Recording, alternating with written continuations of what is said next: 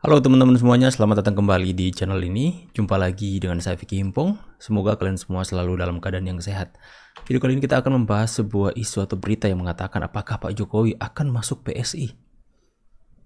Who knows? Bisa saja ya, bisa saja tidak. Makanya kita akan sama-sama membahas terlebih dahulu berita yang akan membahas hal ini. Untuk itu, link original video beritanya saya akan sertakan di deskripsi.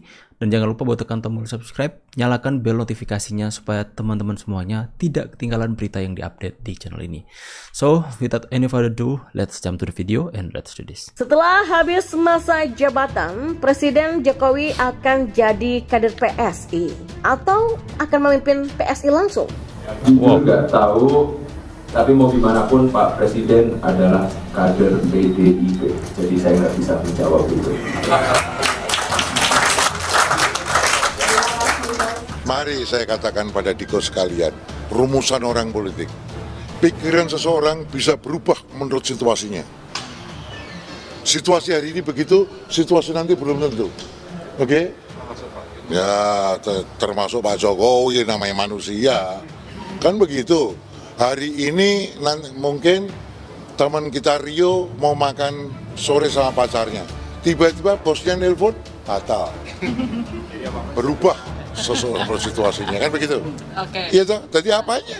Tergantung tawaran yang akan datang ya Pak? Ya, right. Tawarannya terbuka dari PDIP. Ya. Ada posisi tertentu. Lah kita juga nggak tahu tawarannya, kita kan juga nggak ngerti. Yang disampaikan oleh Presiden Jokowi adalah rencana beliau sesudah 2024. Namun apapun itu kita serahkan kepada beliau yang akan menjalani. Sesudah 2024 itu akan bagaimana, itu ya kita serahkan kepada beliau. Dan tidak ada juga batasan-batasan di dalam undang-undang misalnya yang mengatur bahwa Presiden yang sudah selesai masa jabatan itu kemudian tidak boleh beraktivitas lain selain di bidang lingkungan misalnya. Ya, perjalanan karir politik Jokowi sungguh luar biasa. Tak heran menjadi inspirasi bagi insan perpolitikan tanah air. Pilkada Solo 2 kali, Pilgub DKI Jakarta 1 kali, dan Pilpres 2 kali, semuanya dimenangkan oleh Jokowi. Sampai saat ini, belum ada yang mampu menyamai menjadi Presiden Republik Indonesia 2 periode yang membuat dirinya sangat populer. Selain itu, tingkat kepuasan publik terhadap kinerja pemerintahan Presiden Jokowi sangat tinggi, bahkan pernah menyentuh angka 82%. Oleh karena itulah Jokowi punya pengaruh politik yang sangat besar, bukan hanya bagi elit partai politik, juga untuk masyarakat Indonesia. Mungkin kalau Jokowi maju Pilpres akan menjadi kandidat yang sulit dikalahkan. Untung saja Jokowi sudah 2 periode memimpin negeri ini, sehingga orang lain berpeluang menggantikannya. Saat ini hubungan keluarga Jokowi dan PDIP sedang renggang terkait kesediaan Gibran menjadi cawapres Prabowo. Situasi makin panas ketika Jokowi pun merestui manuver yang dilakukan wali kota Solo tersebut. Ketokohan Jokowi sangat kuat dan punya pengaruh besar walaupun menjelang akhir masa jabatan sebagai presiden. Sepertinya memang walaupun sudah tak jadi presiden, Jokowi tetap punya pengaruh yang besar dan kuat. Untuk itu timbul pertanyaan, kemana kiranya arah politik Jokowi ketika selesai menuntaskan masa jabatan sebagai Presiden RI pada bulan Oktober 2024 nanti? Kalau tetap menjadi kader PDIP, dibayangkan saja sangat rumit. Keluarga Jokowi dan PDIP sekarang hubungannya rumit, renggang dan panas. Tetap jadi kader PDIP mungkin saja sih, tapi sepertinya mustahil. Pertanyaannya, apakah Jokowi akan jadi kader PSI disampaikan kepada Kaisang? Ketua Umum PSI Kaisang Pangarep mengaku tidak tahu apakah bapaknya Presiden Jokowi bergabung ke partainya selepas menjadi presiden. Kaisang mengatakan sang bapak merupakan kader PDIP, sehingga dirinya tak bisa menjawab soal kemungkinan Jokowi masuk ke PSI. PSI tentu akan menyambut baik jika Jokowi bergabung usai tak lagi menjadi presiden. Apalagi PSI merupakan partai yang terinspirasi oleh Jokowi sejak awal berdiri. Jokowi sudah menjadi pemimpin yang hadir membawa perubahan untuk masyarakat Indonesia. Isu-isu Presiden Jokowi yang akan bergabung ke PSI muncul ketika Kaisang lebih dulu menjadi kadernya. Bahkan Kaisang kini sudah didapuk menjadi ketua umum. Kehadiran Kaisang saat ini pun sudah membuat PSI semakin semangat menghadapi pemilu 2024 mendatang. Apalagi kalau Jokowi bergabung. PSI sasarannya generasi muda, ketua dan pengurus elitnya usianya masih relatif muda. Kalau Jokowi masuk PSI, saya kira akan merusak kondisi ini.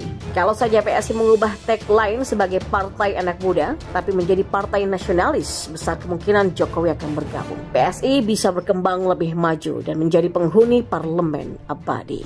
Sejak menjadi Presiden RI, sosok Jokowi sangat populer baik bagi masyarakat kecil ataupun elit politik. Ya, kemanapun Presiden Jokowi berkunjung, masyarakat begitu antusias bahkan histeris menyebutnya. Hanya sekedar melihat dari jauh, kalau beruntung ya bisa berfoto bersama. Elit politik dari berbagai parpol sangat menghormati Presiden Jokowi. Timbul istilah, bagaimana perintah Pak Lurah saja. Ternyata maksud dari Pak Lurah adalah Jokowi sendiri. Prabowo, mantan rival kuat Jokowi, kini malah menjadikan Jokowi sumber pemikiran dirinya dalam mengambil langkah politik. Menjelang akhir masa jabatannya, Presiden Jokowi tetap punya pengaruh yang besar.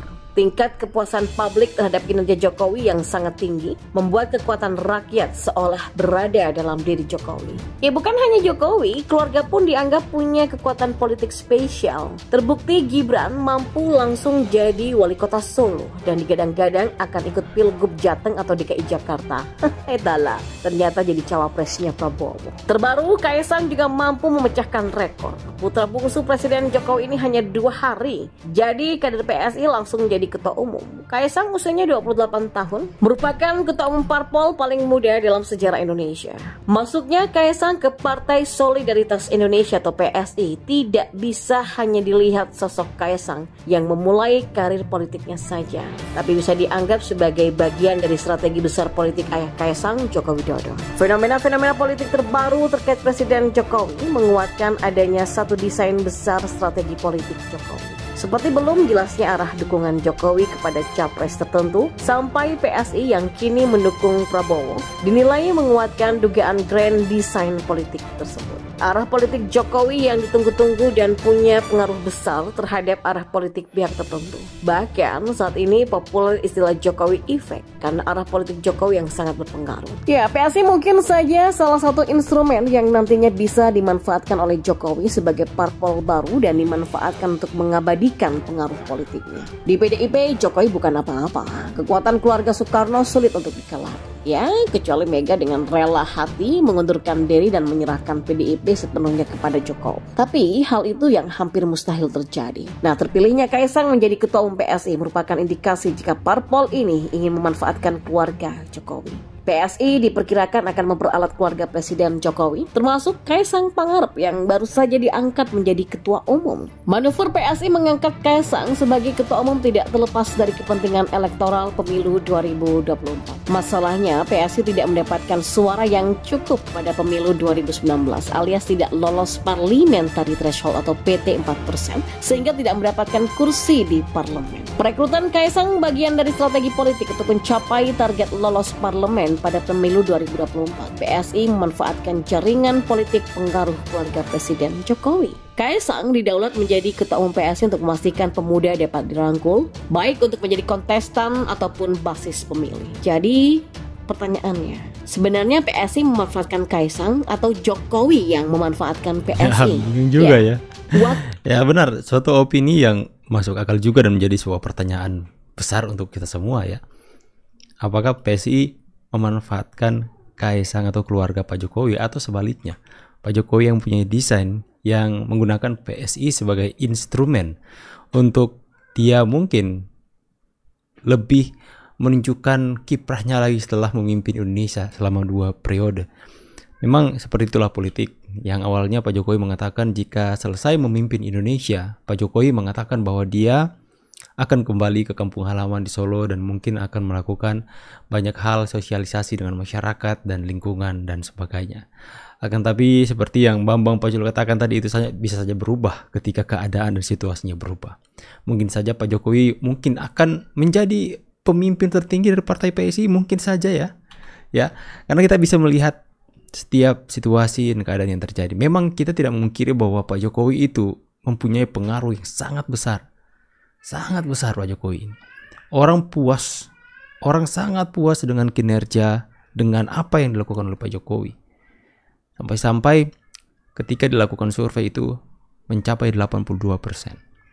Makanya sayang sekali jika kepuasan masyarakat yang begitu besar itu kepada Pak Jokowi dan kemudian Pak Jokowi mungkin berpikir akan pulang dan tidak melakukan apa-apa. Mungkin saja Pak Jokowi berpikir bahwa saatnya saya akan melakukan lebih lagi dengan mungkin menjadi ketua pemimpin salah satu partai yang dimana itu yang mengatur atau membuat segala sesuatu berjalan dengan strategi politiknya adalah Pak Jokowi itu sendiri. Ya, kita akan melihat apakah semua keluarganya, mungkin Gibran nanti akan bergabung dengan PSI kah? Ya, kita akan melihatlah nanti ke depannya seperti apa. Tapi semakin menarik saja kita bahas. Tapi saya tetap percaya Pak Jokowi pasti mempunyai tujuan yang baik lepas dari semua isu yang ditujukan kepada dia. Pasti Pak Jokowi mempunyai tujuan yang pokoknya yang sulit kita mengerti apa sih sebenarnya tujuan Pak Jokowi yang membuat pertanyaan dan membuat para pendukungnya terpecah belah karena belum ada kejelasan sampai hari ini. Ya, teman-teman bisa tulis opini dan pendapat kalian di kolom komentar. Saya pamit dulu. See you on the next video and God bless. Bye guys.